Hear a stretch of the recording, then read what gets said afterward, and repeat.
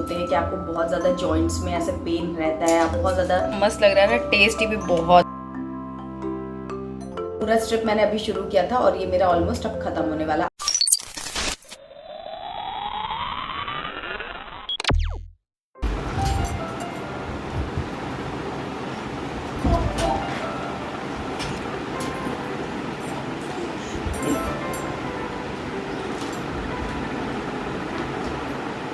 यशु, ये क्या कराया तुमने अभी? तुम इसमें से कैसे निकल गए अपने आप? इधर देखो, तुम्हारी डांट पड़ रही है यशु। हेलो मिस्टर अंकल, आपकी डांट पड़ रही है मिस्टर। ओ, गिर जाओगे। यहाँ पे रखा था देखता। नहीं नहीं नहीं नहीं नहीं।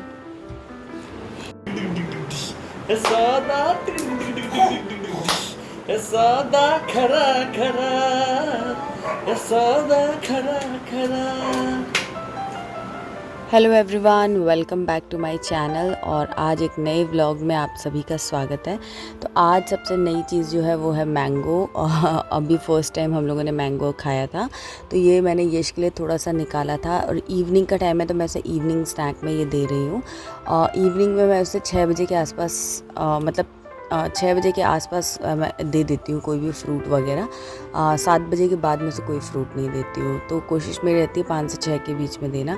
तो ये जो मैंगोज़ है ना, थोड़े पके हुए हमने लिए थे, तो ये काटते टाइम ही जो मशी हो गए। मैंने अलग से इनको प्यूरी या मैश या कुछ अलग से इसको प्रोसेस नहीं किया। लेकिन मैंने जब यश को टेस्ट कराया तो उसको काफ़ी पसंद आया, उसने काफ़ी इन्जॉय किया। हालांकि मैंने उसे ज़्यादा नहीं दिया, मैंने उसे सिर्फ 2 चम्मच जितना दिखाया था उतना पूरा नहीं दिया था, थोड़ा सा ही मैंने जस्ट टेस्ट कराया था, क्योंकि गर्मी बहुत है और अभी तो मैंगोज़ आए ही हैं। तो ये है कढ़ाई पनीर, जो कि मैंने बनाया था डिनर के लिए। और डिनर मैं किसी भी टाइम बना लेती हूँ जब मुझे टाइम मिलता है, बिकॉज़ बच्चों वाला घर है तो कोई फ़िक्स टाइम नहीं रहता है। तो ये बहुत टेस्टी सब्ज़ी बनी थी, और इसको देखकर अगर आपको भी मन कर रहा है बनाने का और रेसिपी चाहिए तो बहुत ही ईजी सी रेसिपी थी। वो मैंने डिटेल में शेयर की अपने दूसरे चैनल पे। इनकेस अगर आप मेरा दूसरा चैनल नहीं देखते हैं तो जल्दी से चैनल को सब्सक्राइब करके बेल आइकन प्रेस करके ये वीडियो ज़रूर देखना। The next day. तो यहाँ पर ये बन रहा है एकदम जुगाड़ वाला पिज़्ज़ा, जो इंस्टेंट मतलब 5 मिनट पहले डिमांड की, और ये पिज़्ज़ा मैं यहाँ रेडी कर रही हूँ। तो ये रोटी से बनाया मैंने, और इतना यमी बन रहा है, इतना टेस्टी बना है। सब्जियों को मैंने थोड़ा सॉटे कर लिया था, मिक्स्ड हर्ब्स और क्या बोलते हैं उसको, चिली फ्लेक्स वगैरह डाल करके। तो ये आरफ को तो मैंने दे दिया है, वो तो अपना एंजॉय कर रहा है। अब ये मैं अपने लिए बना रही हूँ, बट बहुत ही सही चीज़ है, आप भी अपने बच्चों को दे सकते हो, बिल्कुल हेल्दी है। और वेजीज़ अगर बच्चे नहीं खाते हैं ना, तो डेफिनेटली आप ये वाला तरीका अपना सकते हो, बहुत बढ़िया है, क्विक बन जा रहा है, मज़ा आ रहा है मुझे तो नेक्स्ट टाइम जब बनाऊंगी तो डिटेल में रेसिपी शेयर करूंगी, अगर आपको चाहिए हो तो बताना। लेकिन आज तो मैंने खुद फटाफट, आज बहुत लेट हो गया है क्योंकि यश जो है वो सोया भी नहीं, और इन लोगों ने ना बदमाशी करके पूरा सब सामान वगैरह सब फैला दिया था, तो सुबह बहुत हेक्टिक रहा। बट अब मैं टाइम पर हूँ, लंच जो है वो मैंने कवर कर लिया है। 1:30 बज गए हैं और आरफ खा चुका है, ऑलमोस्ट खा ही रहा है वो मतलब। और अब मैं अपना कर रही हूँ, तो मैं भी अपना 1:45 तक मेरा भी लंच हो जाएगा। तो यश के लिए मैं इस तरीके से कर रही हूँ, इसमें कुछ और नहीं लगा रही हूँ, सिर्फ चीज़ जो है ना वो मैंने इस पर डाल दिया, और इस तरीके से इसको वो कर दूँगी ताकि ये आपस में स्टिक हो जाएगा, तो खाने में कन्वीनियंट रहेगा। और अभी तो यश सो गया है, आज सब कुछ मैं बता रही हूँ ना, लेट हो गया है काफ़ी, तो इस चक्कर में वो सो गया है। अभी उठेगा तब फिर मैं उसको खिलाऊँगी। तो ये इस तरीके से यश का है, दोनों साइड में मैं बटर लगा के, ये बटर है, बटर लगा के इसको सेक दूँगी। और आज एक नई चीज़ उसके लिए भी ट्राई करूँगी। वैसे इसके अंदर वेजीज़ भी डाल सकते हैं, बट अभी मैं ऐसे एक बार पहले ट्राई करूँगी, फिर नेक्स्ट टाइम एक्सप्लोर करूँगी क्या वेरिएशन कर सकती हूँ। ये देखो, ये बन करके तैयार हो गया है मेरा पिज़्ज़ा, जिसमें थोड़ा सा चीज़ जो है वो ना ज़्यादा नहीं है।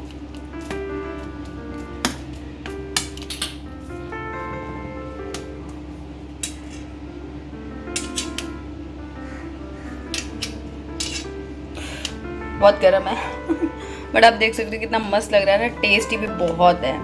और भी क्रिस्पी कर सकती हूँ, बट थोड़ा सा सॉफ्ट ही रखा है मैंने, और बिल्कुल बेसिक रेसिपी है बट बहुत ही यमी है।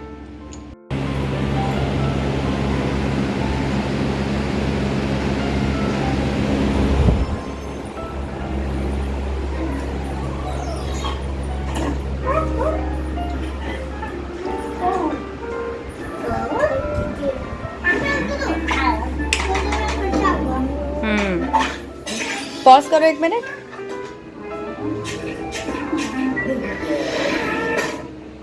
तो यहाँ पर आरव जो है ये पार्टी कर रहे हैं। पिज्जा नहीं खा रहा है? पिज़्ज़ा पार्टी खा रहे हो ना? पिज्जा नहीं, हाँ हेल्दी पिज्जा। हाँ, हेल्दी पिज़्ज़ा खा रहा है, ये पार्टी कर रहा है। और बहुत ले लो, इसमें से और लेना है तो ले लो। और पार्टी किस बात की हो रही है ये बताऊँ? आज सुबह इसको डांट पड़ी है मुझसे।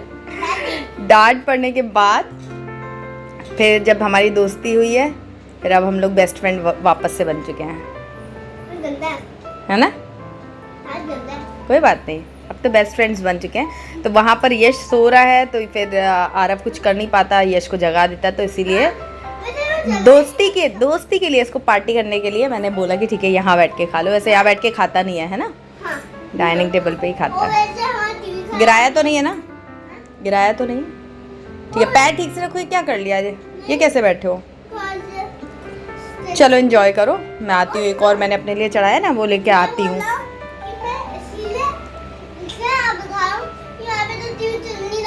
हाँ। राइट, चलो बाय। तो दोस्तों कैसे हो आप सब, मुझे बताना कमेंट करके। और मैं एक्चुअली आप लोगों को कुछ याद दिलाना चाह रही हूँ कि मैं भी भूल गई थी, तो मुझे याद आया तो मैं सोचा आप लोगों को भी याद दिला दूँ। तो ये मेरी टैबलेट ऑलमोस्ट ख़त्म होने वाली है। ये है मेरी आयरन टैबलेट और एक है मेरी कैल्शियम टैबलेट, ये यहाँ नहीं रखी हुई है। तो एक आयरन है और एक कैल्शियम टैबलेट जो है ना वो मुझे, और विटामिन डी, ये 3 चीज़ें मुझे डॉक्टर ने पहले ही बोला था जब यश का बर्थ हुआ था, उसके बाद ही, मतलब पोस्ट डिलीवरी 6 मंथ तक डॉक्टर आपको सप्लीमेंट एडवाइस करते हैं कि खाते रहना चाहिए। तो जैसे मेरे को अभी कुछ दिन पहले, मतलब मेरे ख्याल से 8-10 दिन पहले की बात है कि मेरे को ऐसे घुटनों में ऐसा लग रहा था, थोड़ा दर्द जैसा, अलग से एक पेन हो रहा था। नॉर्मल ऐसे एक तो थकावट होती है वो, लेकिन मुझे ऐसा लग रहा था कि मुझे ना कैल्शियम की थोड़ी सप्लीमेंट लेने की ज़रूरत है।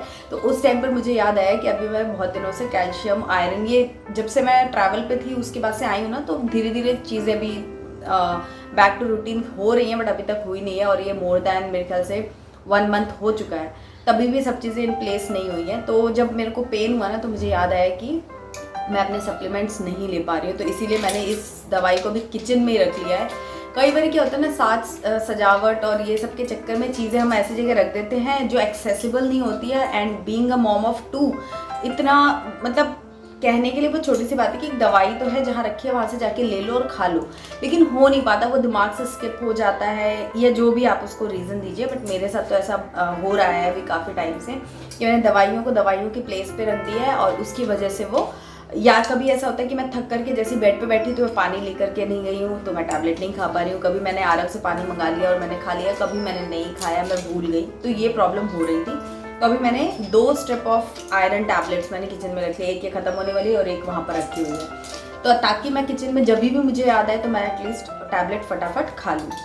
और सामने भी दिखती रहेगी, कुछ ना कुछ मैं यहाँ से उतारूंगी करूँगी तो मुझे दिखेगी, तो ये मेरा स्किप नहीं होगा। तो अभी ये पूरा स्ट्रिप मैंने अभी शुरू किया था और ये मेरा ऑलमोस्ट अब खत्म होने वाला आयरन का टैबलेट। और एक मैंने बेड के पास में कैल्शियम रख लिया है, क्योंकि वो मैं रात में लेती हूँ, तो रात में अभी मैं बेड के एकदम पास में ही रखा है। तो एनीवेज मैं फिर भी मैंने, क्योंकि उसको किचन में नहीं रखा है तो कभी कभार ऐसे स्किप हो जाती है, बट अभी मैं 99% उसको ले ही रही हूँ, रेगुलरली मिस नहीं कर रही हूँ।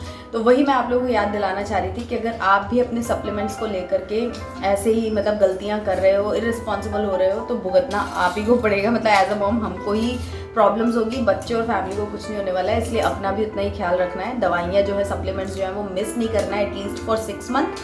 एंड देन फिर अगर आपको लगता है कि आपको वीकनेस बहुत ज़्यादा हो रही है, तो वो हीमोग्लोबिन कम होने की वजह से होता है, और अक्सर मॉम्स को ऐसा हो सकता है क्योंकि बहुत सारी चीज़ें बॉडी में चल रही होती हैं। तो डॉक्टर से सलाह लेकर के और अपने सिम्टम्स के हिसाब से आयरन डेफिशिएंसी अगर आपको फील हो रही है तो आयरन टैबलेट्स आप ले लीजिए। अगर आपका हीमोग्लोबिन कम रहता है, आपने टेस्ट कराया है कि नहीं कराया है, एक बार थोड़ा डॉक्टर से ज़रूर डिस्कस कर लीजिएगा, क्योंकि आयरन बहुत ज़्यादा मात्रा में भी आपको कंज्यूम नहीं करना चाहिए, अदरवाइज़ वो बाकी के न्यूट्रिएंट को डाइजेस्ट या अब्जॉर्ब नहीं होने देता बॉडी में। तो मतलब एक बार पूछ लीजिए, लेकिन 6 मंथ तक डॉक्टर आपको एडवाइस करते हैं आयरन या और कैल्शियम, तो वो आपको लेनी है। उसके बाद आपको कितना कंटिन्यू करना है। और सेम विथ कैल्शियम, क्योंकि हम ब्रेस्ट फीड जैसे मैं कराती हूँ तो दूध, दही, कैल्शियम के जितने भी सोर्सेज हैं वो आपको लेते रहना चाहिए। इससे आपकी जो दूध की क्वालिटी है ना वो भी अच्छी होती है, उसमें भी कैल्शियम अच्छा रहता है, तो बच्चे को भी अच्छा कैल्शियम मिलता है और आपकी बॉडी में भी कैल्शियम डेफिशिएंसी नहीं होती है। तो इसीलिए कैल्शियम और आयरन का इंटेक, जैसे मुझे कैल्शियम ना ऐसे टाइम टू टाइम में लेती रहती हूँ, क्योंकि मेरे को ना विजडम टीथ का भी प्रॉब्लम है। वो टीथिंग अभी मेरी चली रही है, अभी तक मेरा वो दांत प्रॉपर निकला नहीं है। तो वो जब मेरा, जैसे मैं 1 महीना या 2 महीने ऐसे कैल्शियम खाती हूँ, फिर 15-20 दिन 1 महीना ऐसे गैप करती हूँ और फिर वापस से मैं 2 महीने खाती हूँ। तो जब मैं कैल्शियम टैबलेट खाती हूँ तो मेरे को टीथिंग में प्रॉब्लम नहीं होती है, लेकिन जैसे ही छोड़ देती हूँ ना तो मुझे बहुत स्वेलिंग तक भी हो जाती है। तो इसलिए कैल्शियम तो मैं रेगुलरली खाती ही रहती हूँ। लेकिन हाँ, आप एक बार डॉक्टर से भी ले लीजिए एडवाइस कि क्या आपको सही है, और टेस्ट वगैरह भी। अगर आपको कुछ ऐसे सिम्टम्स फील होते हैं कि आपको बहुत ज़्यादा जॉइंट्स में ऐसे पेन रहता है, आप बहुत ज़्यादा थका हुआ महसूस करते हो अननेसेसरी 6 मंथ के बाद भी, तो एक बार डॉक्टर से दिखाना ज़रूर है, क्योंकि कई बार अंदर कुछ चीज़ें होती है। एक बार मेरे साथ ऐसा हुआ था तो मैंने फटाफट डॉक्टर के पास गई, मैंने बोला मुझे कुछ टेस्ट कर दो आप। तो डॉक्टर भी मुझे बोले कि क्या हो गया ऐसा कि टेस्ट करना है, क्योंकि मेरे ना एकदम से बहुत ज़्यादा हेयर फॉल होने लगे थे, बहुत ज़्यादा। बिफोर प्रेगनेंसी में बता रही हूँ, मैंने इतना हेयर फॉल कभी अपनी लाइफ में फेस नहीं किया था। मे बी उस टाइम मैंने कोविड का वैक्सीनेशन लिया था, तो मे बी उस वजह से हो रहा था या क्या हो रहा था मुझे पता नहीं, बट मैं बहुत ज़्यादा स्ट्रेस में आ गई थी। मतलब हफ्तों दिन मेरे दिमाग जो है ना वो एकदम, मैं बहुत लो फील कर रही थी कि क्या हो रहा है मेरे साथ, ये क्यों हो रहा है, एकदम अबनॉर्मल सा। तो मैं डॉक्टर के पास गई, मैंने बोला बस मुझे नहीं मालूम मेरा कुछ भी हार्मोनल चेंज ये वो, क्योंकि उन्होंने मुझसे कुछ क्वेश्चंस, कुछ सिम्टम्स भी चेक करते हैं ना, तो उन्होंने पूछा ये हो रहा है वो हो रहा है। मुझे कुछ नहीं हो रहा था, सिर्फ मेरा हेयर फॉल मैसिव उसमें हो रहा था। तो फिर मैंने डॉक्टर से बोला कि मेरा कुछ तो ब्लड टेस्ट कर दो, सो दैट कि कुछ तो पता चले। तो फिर उन्होंने मुझसे ये पूछा था कि क्या, किस चीज़ का ब्लड टेस्ट करूँ जब कुछ सिम्टम्स ही नहीं हो रहे हैं। तो फिर मैंने उनको अपनी सारी प्रॉब्लम बताई और फिर उन्होंने मुझे थोड़े से बायोटिन के टैबलेट्स वगैरह दिए और सब ठीक हो गया। लेकिन उन्होंने मुझे ये बात बोली कि ये बहुत अच्छी चीज़ है कि अपने प्रति अलर्ट रहना बहुत ज़रूरी है। ज़रूरी नहीं है कि आपको प्रॉब्लम हो, लेकिन आपकी बॉडी में कुछ भी अगर चेंज हो रहा हो तो एटलीस्ट आप डॉक्टर को जाके बता सकते हो, वो फिर उसके हिसाब से लेंगे। कई बार क्या होता है ना, हम सिम्टम्स को इग्नोर कर देते हैं। और जब से मैं मतलब यश हुआ है, सेकेंड टाइम मॉम बनी हूँ, तब से मुझे भी ऐसा लगता है कि कई बार चीज़ें इग्नोर हो ही जाती हैं ना चाहते हुए भी। लेकिन बहुत ज़रूरी है कि आप अपनी बॉडी के प्रति अवेयर रहें।